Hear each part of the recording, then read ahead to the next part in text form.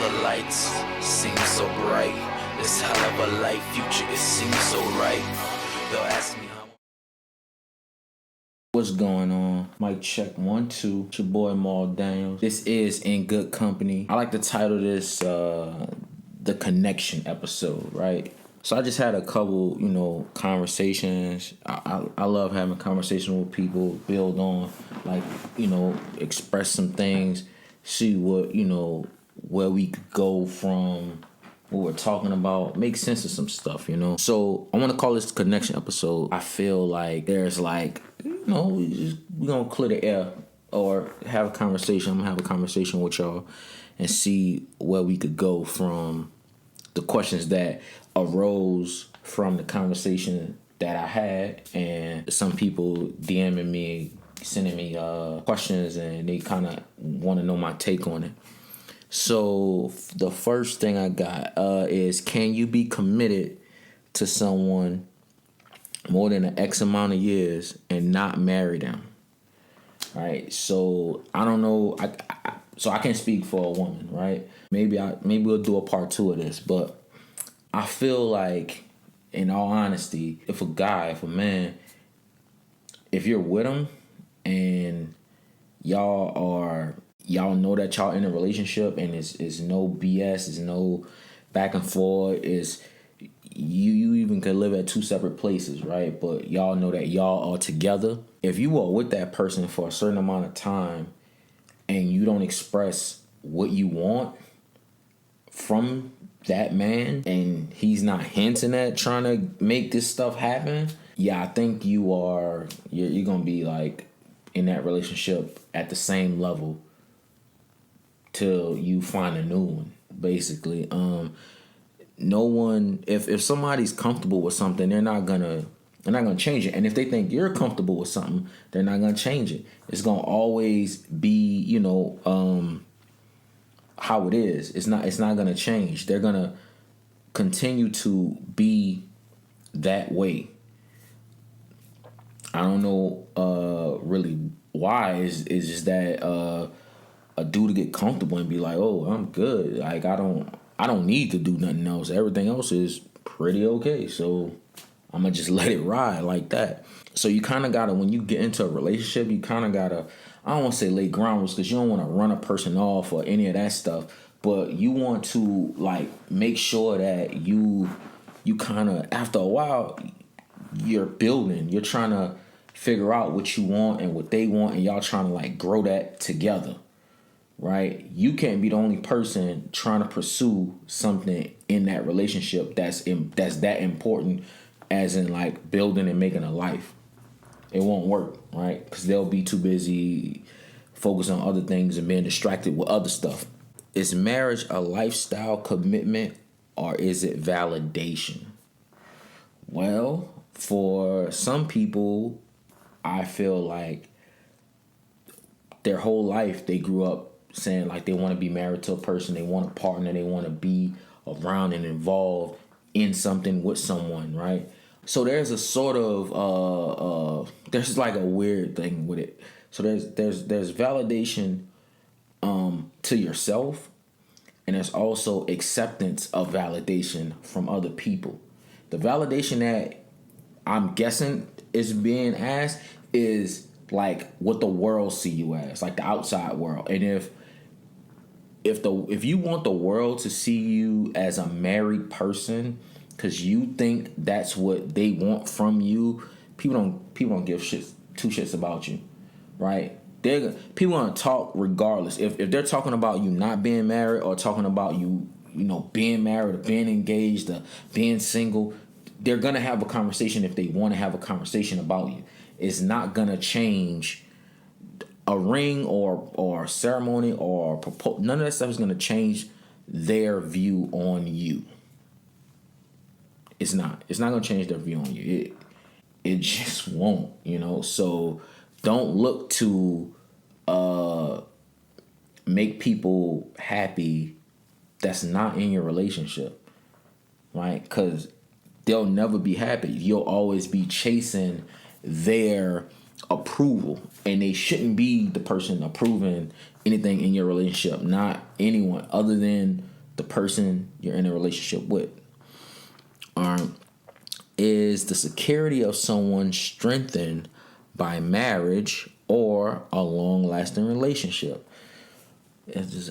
So there's like a caveat to that, right? Because everybody want to feel like they can trust a person to be there for them when they need them. You don't want a person that is not necessarily like all that dependable, and you end up just having like, you can't depend on them. Like if something happens, I gotta call somebody else because I know if I call this person, they won't have an answer for me. They won't be able to solve my problems. All they're gonna do is create problems. So the security of someone is all based on your vulnerability with them and your trust with them. So you have to kind of take in the idea that you have to leave yourself like available for that security, but also kind of hold a little bit for yourself just in case. Like you have to be prepared that that person is not gonna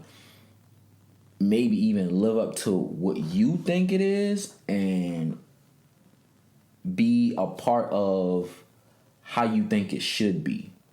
Right? That's like it's hard to kind of push and pull with that, but security, people just want to feel, I want to say, I guess I want to say what it was being as feeling safe, right? And I don't mean comfortable, I mean like actually like security. So I think that's kind of like where that's going. But it's someone else's relationship or marriage an influence on your own, and should it be? Well, if you look at it like this, right? So experiences that people have and you go through them, you go through your own experiences, right? And they may share that experience with you. They may be inadvertently influencing you on how to handle certain things and certain situations with the person that you may be with or gonna be with eventually. Their experiences that they go through, they shouldn't shadow what you're doing. They should only kind of like make you kind of like, oh, this person went through that and this is how they handle it, and I look up to this person. Let me see it. Let me see if I understand it, right? So you should use it as a basis or a blueprint. No pun intended. You should use it as a base or a blueprint for whatever situation you have or that you will be, kind of going through, trying to like kind of figure out, because you don't want to just like dismiss what the like you don't want to go through something that you don't have to go through. You want to be able to take from other people's experiences, make them your own, have your own experiences, but also at the same time be like available to understand someone went through this already. I know this story. Here's how they handled it. Let me see if I could kind of shadow that and kind of handle it like my own way. So, you look at people, and I don't want to use like celebrities. So we'll look at like people like friends or family members or whatever. And everybody have their own relationship things going on, but you take the good and the bad. It's just what it is, right? So those people, you see them and they're influential. Their relationship is influential. If like your grandparents been married like their whole life, the whole time you've been alive, they've been married, right? And they're still together and they love each other like dearly. That's a relationship and that's a marriage that you could like take influence from, right? You're gonna take influence from, especially if you love them. So, and you should, because they're your grandparents. So it's the social aspect of a relationship more on the front lines than the actual relationship. So what I'm getting from this is, are people in relationships to kind of show that somebody wants them, and I don't know. I think a lot of people nowadays in this day and age, they are happy being single. If you single out there, be single, live your life. You got time to figure it out. You know, time is relative. If people bothering you about being married or being involved with somebody, tell them mind their business. None of their business, because you are trying to do your own thing, trying to figure out. Don't rush into any relationship based on what somebody else thinks or what they think that you should have, they think you should want, or any of that stuff. That's how you get yourself in some bad situations, right? Because then you start excusing stuff because you want to be in a relationship in other people's eyes. You want to have that relationship going on what they want you to have, but it's not necessarily what you want. So don't really look at relationships as what people want you to have and what you think they want to see. Have that relationship for how you want to push stuff out, how you want to be. And that way you're able to kind of like figure it out and assess what you're doing. It's better that way. Trust me. So why are marriages so low and divorce rates so high? So the person that asked is, I know them, right? So they're not married. They want to be married, but they're like afraid. So my thing is, why marriages are so low and divorce rates so high? Here's the basic tool to that. Younger people, like my age and younger, and even a little older than me, they give up too easy. When shit start getting hard, they run. And that's not how you deal with a problem. If you run from a problem, another problem will find you. And you just keep running to and from stuff, right? So you'll never be able to have like resolution on anything because you're not exactly committed to stuff. Sure, there are things in relationships with other people that you don't like or that you got hurt by, or there are things that are inexcusable. People have like their standards and they have they like definite no's, you know. Everybody has them, right? Everyone has them. But without those, and it's just something like, I don't want to say something petty, because however you feel about something is how you feel about it.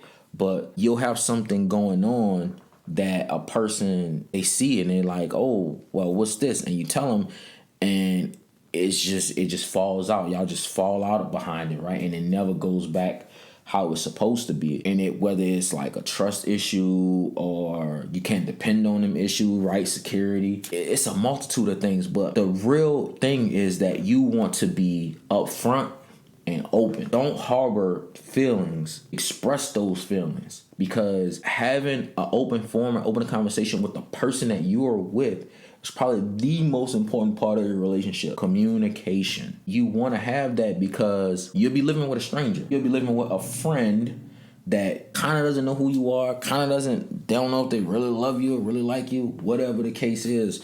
I think that's why divorce rates are so high, because people, they get upset about something and they run and they're gone. And you shouldn't be going. You should be trying to take the time to figure out what went wrong. Because if you don't figure out what went wrong, it's going to happen again.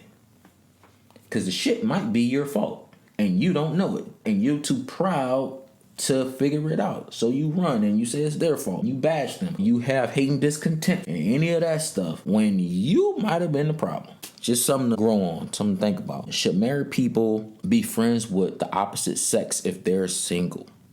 Man.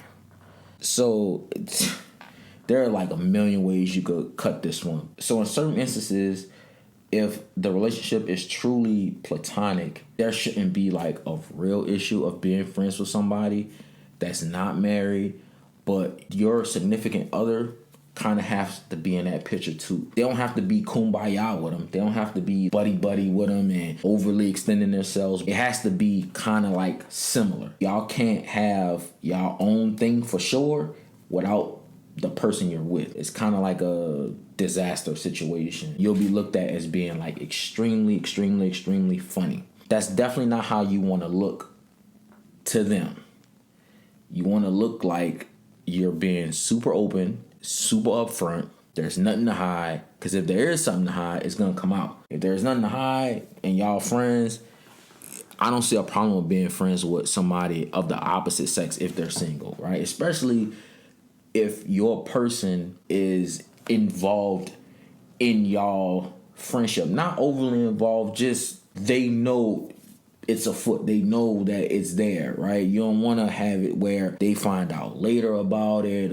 It comes up in a weird way, and if you don't have an answer for it when it comes up, you're fucking guilty. No matter what it is, you're guilty because you omitted something. And let's see, should the platonic relationship change if someone gets married? So I guess so you have two people, they're opposite sex, they're friends, right? And one person gets married and the other person is single. Should the relationship between them two change if one of them gets married? I say the relationship on a surface level is not gonna really change because they're friends. Beneath that, yeah, it should change. So if y'all was like kicking it before, just hanging out, kind of gotta dial that back, pull on them reins a little bit, because you are in a relationship, you are a part of a unit, right? And they could be present in that unit, just not prevalent in that unit. They can't be a factor in that unit. So the platonic relationship shouldn't change surface level. They should still be able to call you, depend on you in the friendship that you guys have. But if there was nothing there, and it just was like a real friendship, the relationship shouldn't change. It should remain the same. Underneath the relationship definitely cannot just be y'all going off doing things when you got a new spouse and y'all trying to figure things out. That's just distraction. Pay attention, I'm telling you. A lot of times, and I elaborate on this, I take this one even further. A person gets married, or a person is married, they're friends with someone. Their friendship, and the person's single. Their friendship is all good to the single person if the married person is just kind of there. They take that friendship in a weird place. They put themselves on this weird spectrum of their friends. They could call, they want to hang out and all of this stuff, right? You could think nothing of it. Like, oh, that's my friend. You don't have a problem with it. Your spouse don't have a problem with it. Or it's not a big deal. Here's the caveat to that. That person was single that whole time. Then that person gets in a relationship or gets married and the switch turns off. They are almost no longer your friend on surface level either. That's a problem. That person is a friend of convenience. Conveniently are your friend as long as they don't have nothing going on themselves. It's my belief that you have to set a precedence for something like that. If the person is willing to be your friend when you have somebody, you are involved with somebody, they should respect it, right? If they don't respect it, and the way you'll know that they don't respect it is they like a free butterfly. They're just going all over. They don't want the same things that you want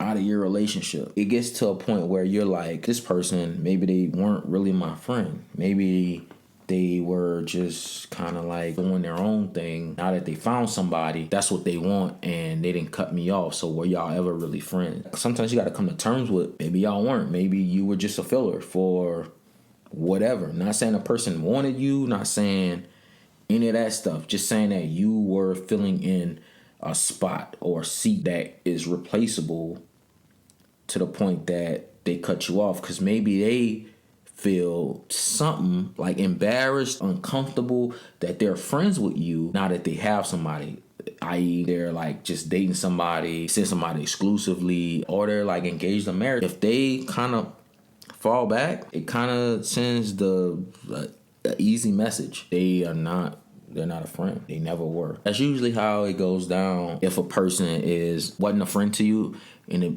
at all. It just was it was conveniently to be in your presence or whatever the case is, and you were being nice and all of this stuff, and they considered you a friend. They spoke it out loud, but were they really a friend? Who knows?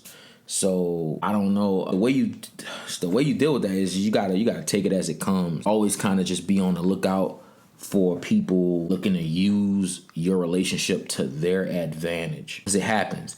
But there's also people who they want to be friends. They want to be friends with you. They want to be friends with your spouse. And when they get a spouse, they're like, oh, I want to introduce you to two people that I value their opinion. I value their relationship. I want you to meet them, right? They'll probably seem weird at first to a person. They'll be like, oh, okay, these people that I don't know, that I'm not really interested in knowing. But if the person that you're with wants to be with you and you value the friendship and the relationship you have with those other people, they're going to connect.